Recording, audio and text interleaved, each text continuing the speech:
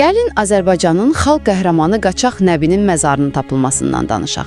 İllərdir davam edən axtarışlar, xüsusilə də həyat yoldaşı Həcərin məzarı tapılandan sonra daha da güclənmişdi. İndi isə bir əsrdən çox davam edən bu qeyri-müəyyənliyə son qoyulub.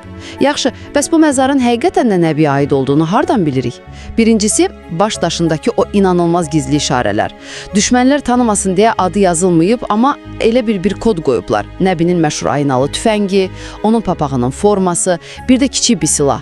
Bu kiçik silahın onun xainliklə öldürülməsinə bir işarə olduğu düşünülür. İkincisi, məzarın özünə məxsus quruluşu. Bilirsiniz, ətrafdakı başqa məzarlar çox sadədir.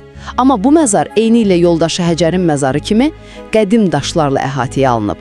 Bu da göstərir ki, bura adi bir yer deyil və yerli bir şahidin sözləri də bunu təsdiqləyir. Və nəhayət, Nəbinin nəslinin arzusu. Onun kötücəsi Həcər Ələkbərova deyir ki, iki arzusu var. Birincisi, Nəbinin nəşrini Azərbaycana gətirib Qubadlıda Həcərin yanında dəfn etmək. İkinci variantı isə məzarı elə olduğu yerdə Həcərin məzarı kimi bərpa etməkdir. Bu tapınkı təkcə tarixi bir boşluğu deyil, həm də bir xalqın öz qəhrəmanına olan sədaqət hekayəsini tamamlayır.